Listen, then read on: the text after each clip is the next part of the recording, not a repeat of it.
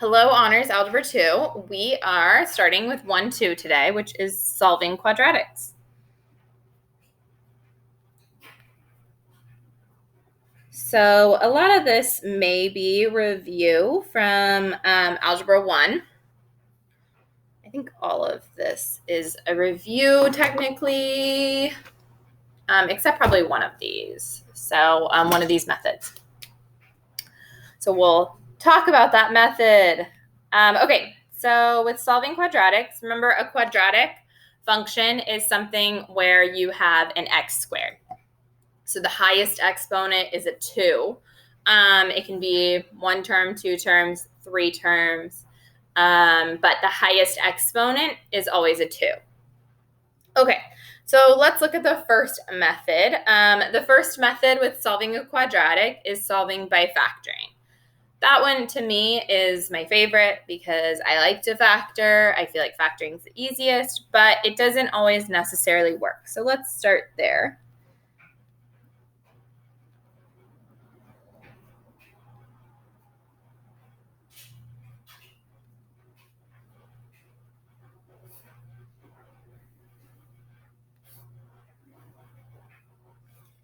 Okay, so with solving by factoring, when you can use this. So let's kind of talk about when to use this, how to use this, all that fun stuff. So with factoring, before you factor, and this is super, super important, before you factor, you have to set the equation equal to 0.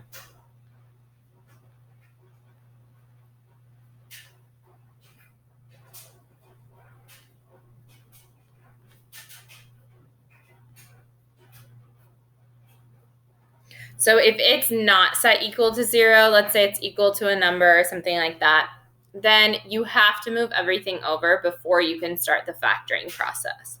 So that's always kind of your first step if you're going to solve by factoring. Or really, a lot of these methods, you do need to set the equation equal to 0. Just like we've talked about with factoring, always check for a GCF. If there's a GCF, you want to factor that out first.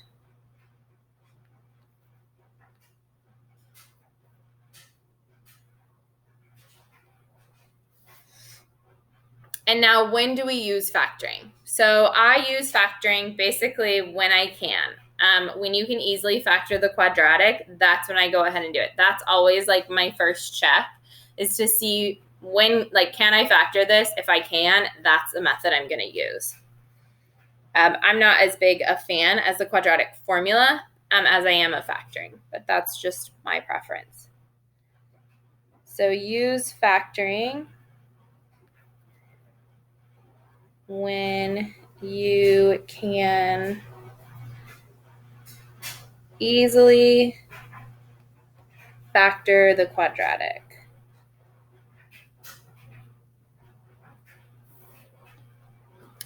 Okay, so let's get into an example here. So for number 1, we have x plus 12 over x equals 7.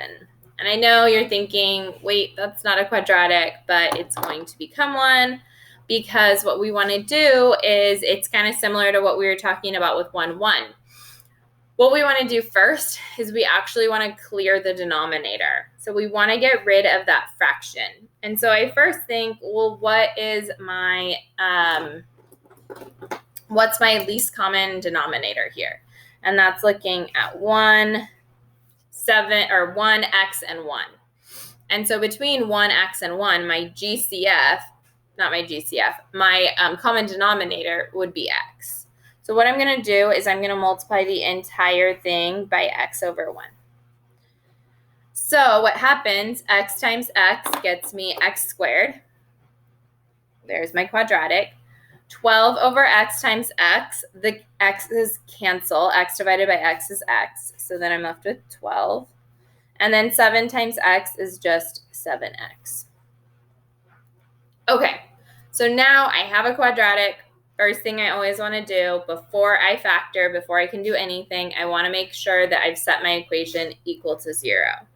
So I have 7x. I always look to see where is my x squared. I like to just move everything over with my x squared because I like to keep my x squared positive. For me, that makes everything easier when my x squared is positive. So I would subtract 7x from both sides, and I get x squared minus 7x plus 12 equals 0. I just wrote it in standard form, highest exponent to lowest. Constants are always last.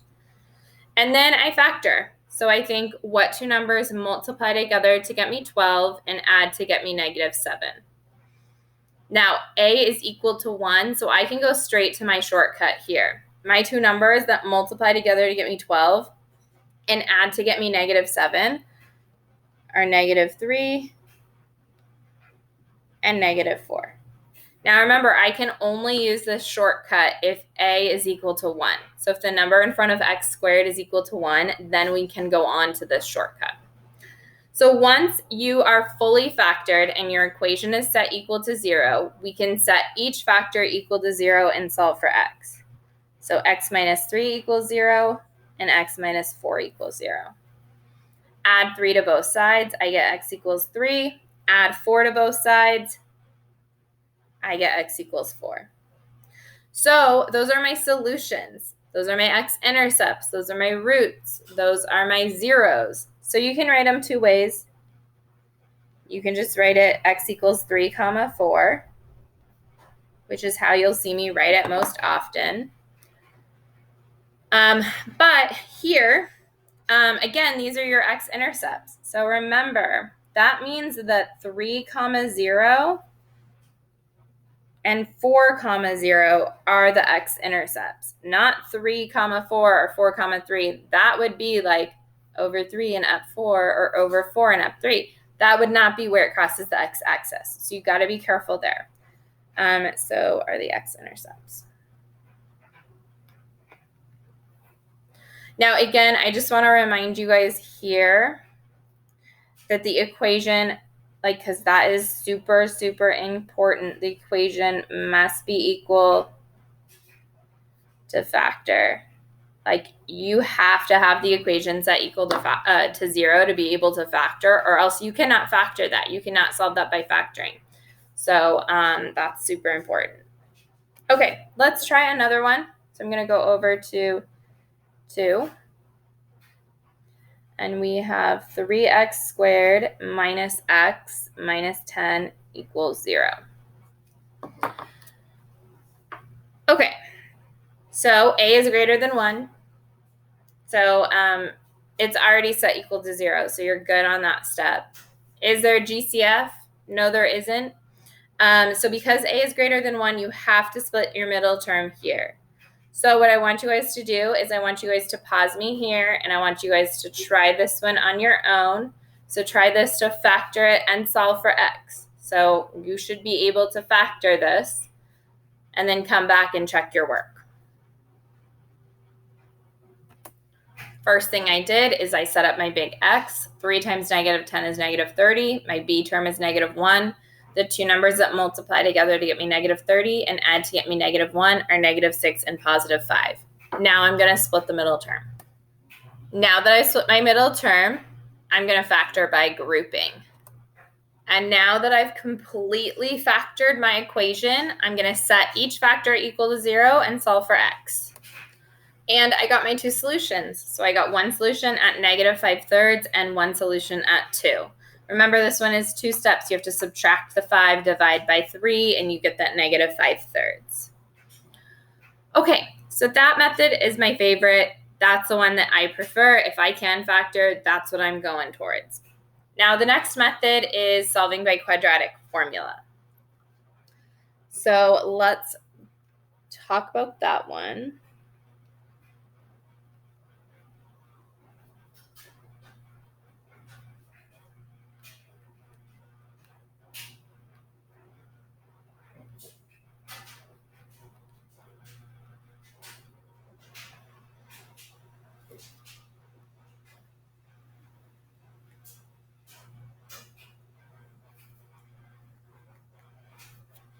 Okay, so solving using the quadratic formula. super important, just like with factoring, before you factor, you have to set the equation equal to 0. Before you can use the quadratic formula, before plugging that into the formula, you have to have the quadratic equal to 0. So that is huge. So before plugging into the formula,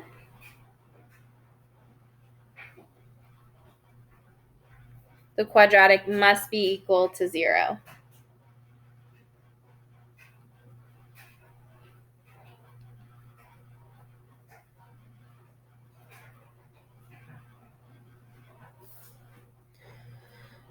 Now, when can you use the quadratic formula? Really, you can use the quadratic formula anytime. So there isn't really like a time where you can't use the quadratic formula. So basically, I use the quadratic formula when I can't graph.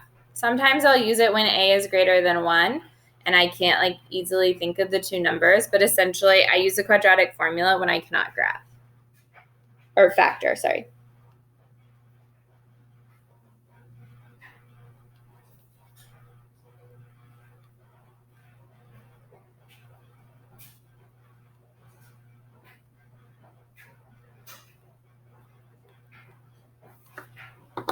Okay, so let's remember what the quadratic formula is. So the quadratic formula, hopefully you remember this from Algebra 1.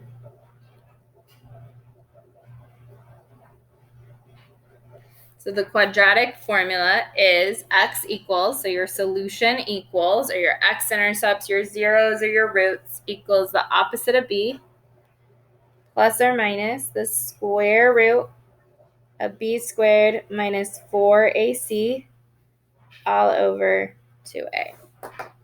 So that is huge. That's something that you guys have to have memorized.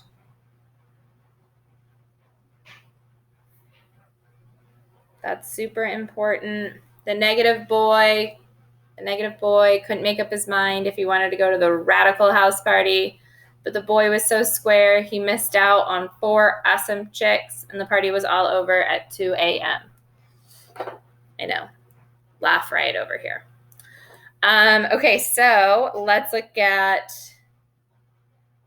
an example. Okay, so what am I going to do? 3. So I have x squared plus 6x equals negative 2. Okay, so first thing, we need to make sure it's set equal to 0. That's always, always, always.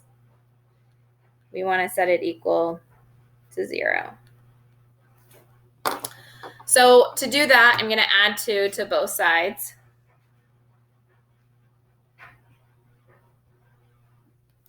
Now, of course, I would see if I can factor that. Do I know 2 numbers that multiply together to get me 2 and add to get me 6? I don't. It's 2 and 1, right?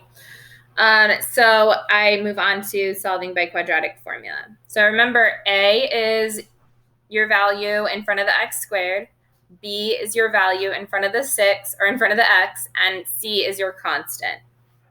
So we plug that in.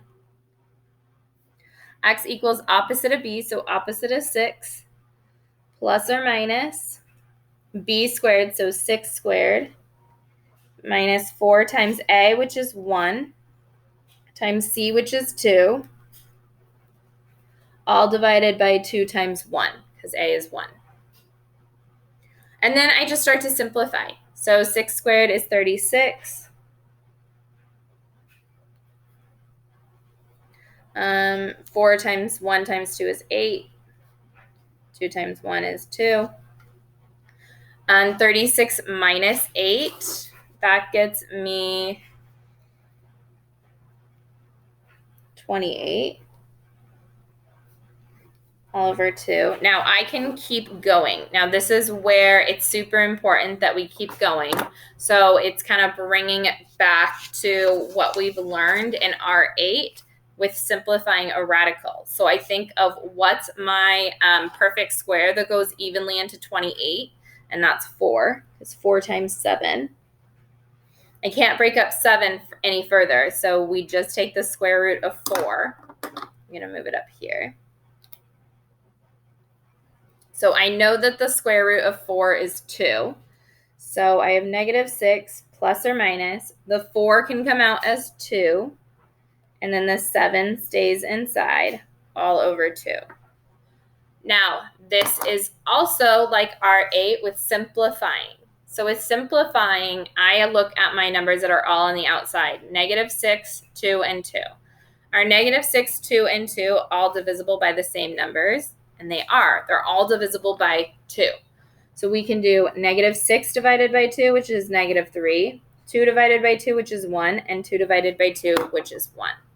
So my final answer here, and your most simplified answer, is -3 plus or minus rad 7. You don't need to put the 1 in front of the rad. You don't need to put the 1 in front of the denominator or in the denominator. So that would be your final answer for number 3. Okay. I'm going to flip over my page, and I'm actually going to move on to a different method. Okay.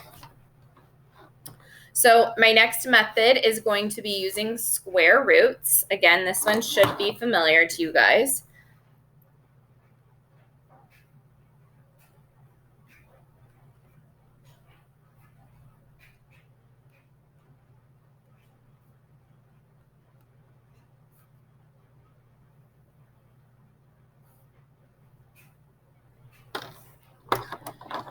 So to solve using square roots, this is one where you don't technically have to get, you do not have to set it equal to 0. So this is one of the only ones where you don't have to set it equal to 0. So with this one, you want to first isolate the expression that is being squared.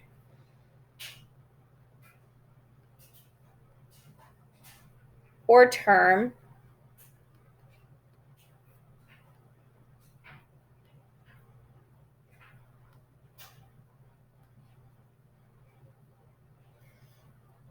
And then we typically use this when there's no b term or when there's already a squared expression in the equation. So let's write that down and then talk about what that means. So use when there is no b term.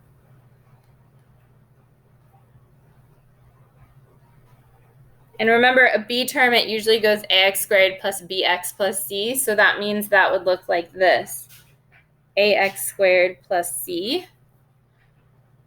So if you have it like that, it's easy to use square roots like that because you would just subtract the c, divide by a, square root both sides. Or when there is already a squared expression in the equation.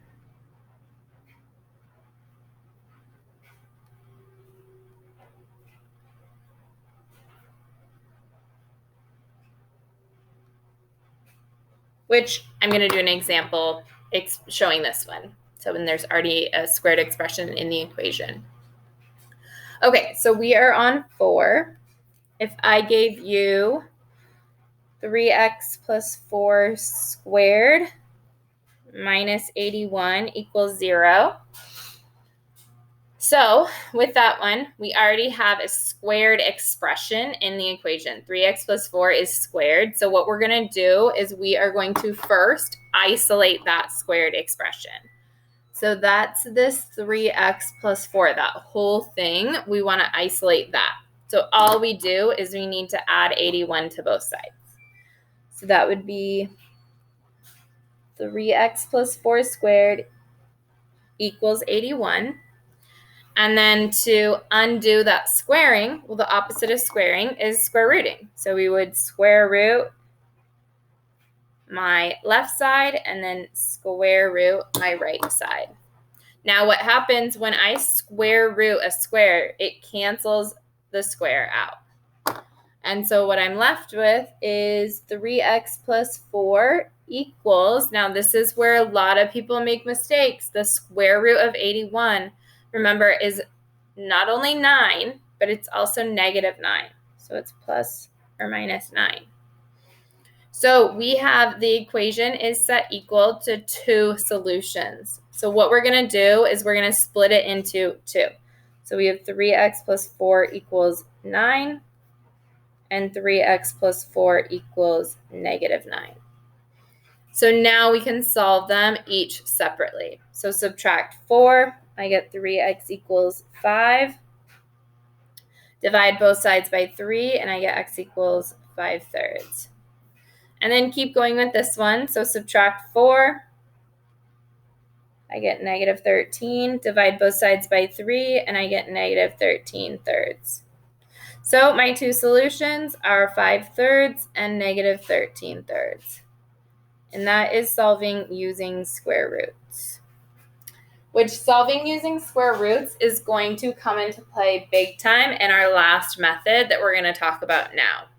So our last method, some of you might have seen this, some of you might not have, but this is going to be solving by completing the square.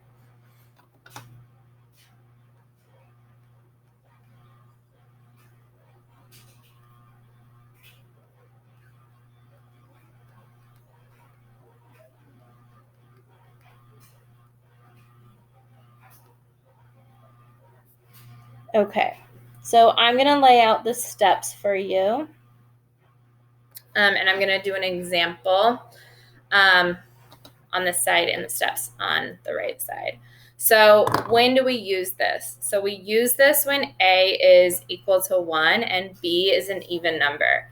If, there's times where this comes into play, like I know that some people actually prefer this method.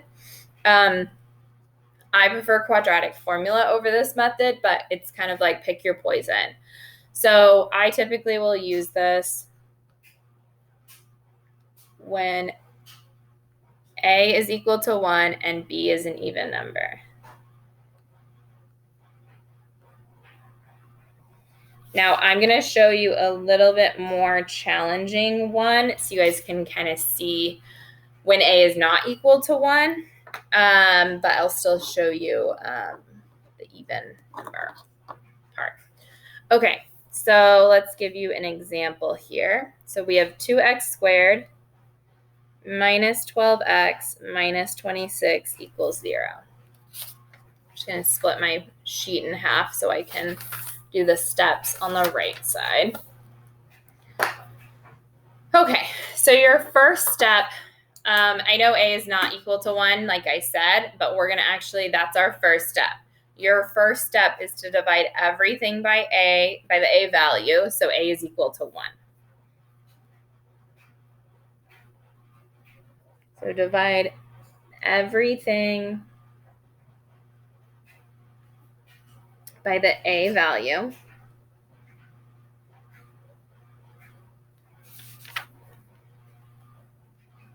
So A equals 1.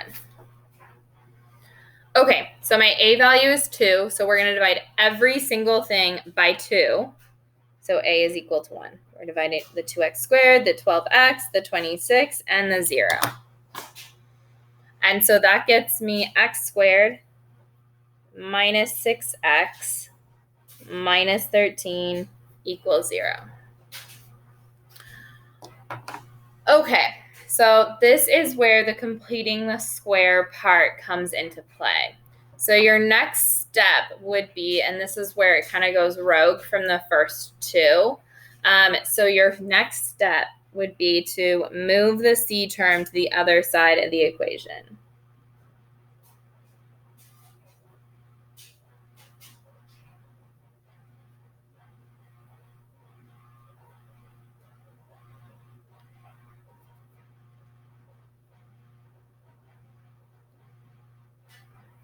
So my c term here is negative 13. So my step for 2 is just to add 13 to both sides of the equation.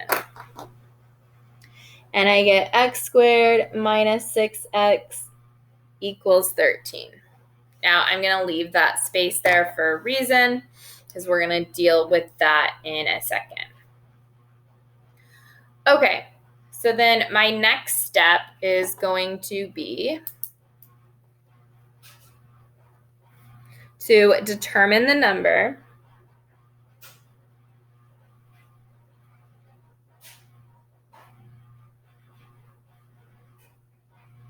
that completes the square. And we'll talk about what that means in a second.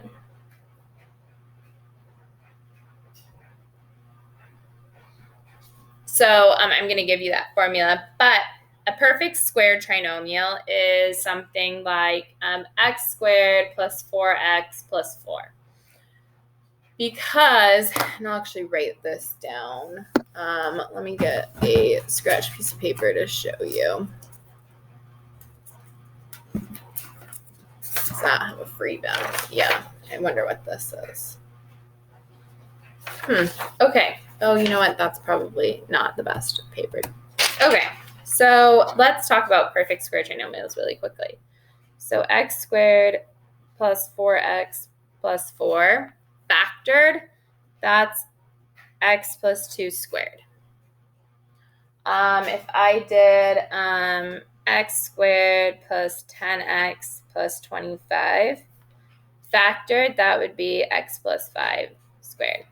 So these are equal. If I did x squared plus 14x plus 49, that would be x plus 7 squared.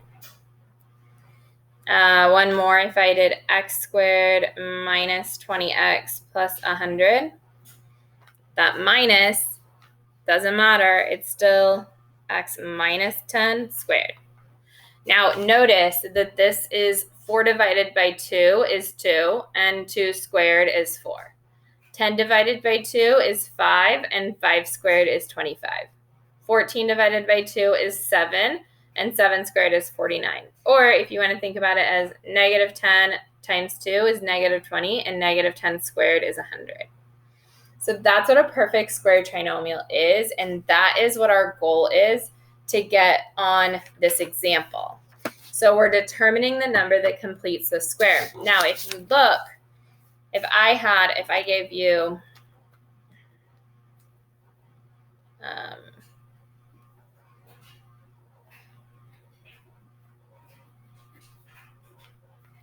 well, what number would go right here? Well, we look at this, we take half of it. 12 divided by 2 is 6, and what's 6 squared? 36. Now factored, I can again, what's half of 12? 6, it's x plus 6 squared. And so that's what you guys are going to be doing here. So I go in and I use the formula. So I usually will put like in a kind of a blank, and then I'm going to get ahead of myself, but you're going to put a blank there also, because whatever you do to one side of the equation, you have to do to the other. So to determine the number that completes the square, all we do is use b divided by 2, so negative 6 divided by 2, and square that. And then add that number to both sides of the equation.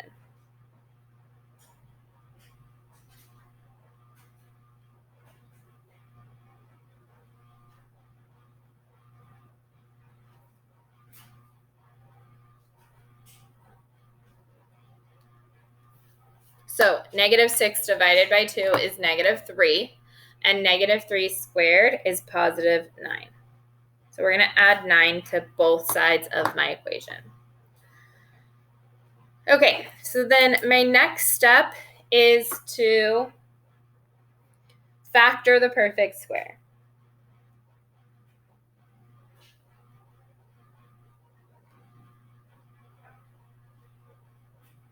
Now, again, there's a pattern, but you can also just think, what two numbers multiply together to get me 9 and add to get me negative 6, and that's negative 3 and negative 3.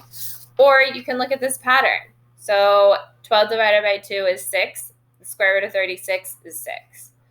Negative 20 divided by 2 is negative 10. Square root of 100, 10. So it's x minus 10. 14 divided by 2 is 7. Square root of 49 is 7.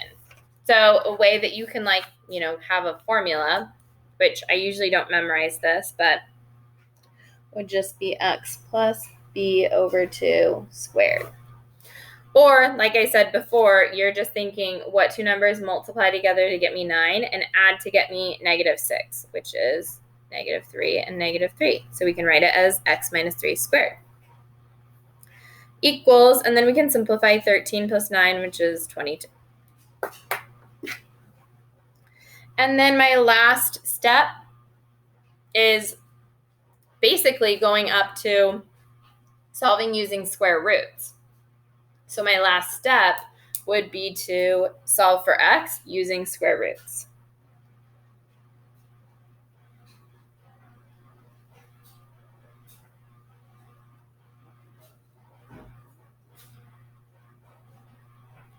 So the squared expression is already isolated. So I can take the square root of the left side and the square root of the right side. So what happens, x minus 3 squared, when I take the square root of that, the square root cancels out the square, and I'm left with x minus 3 equals, now I can't take the square root of 22. So all that I'm going to do is just rewrite that as plus or minus rad 22. I can't break that up because 2 and 11 are its factors, and those can't be broken up further. And then my last step, I need to still solve for x. So my goal is to solve for x. So we do that by getting x by itself. Now you can split this into two equations like we did up here. 3x plus 4 equals the positive and 3x plus 4 equals the negative. I could do that here too. X minus 3 equals positive rad 22 and x minus 3 equals negative rad 22. But really all that I'm going to do here is I'm going to add 3 to both sides of the equation. 3 and rad 22 are not like terms. They cannot be combined. So my final answer is just 3 plus or minus rad 22. It's 3 plus rad 22 and 3 minus rad 22. Those are still 2x intercepts. I could get those estimated values, but I want the exact value. This is the exact value, and this is the answer I would want. And that is it for solving by completing the square. So we'll do some practice with those in class, but for right now, that is the notes, and we are done for the day. So if you guys have any questions, please make sure you guys are bringing them to class.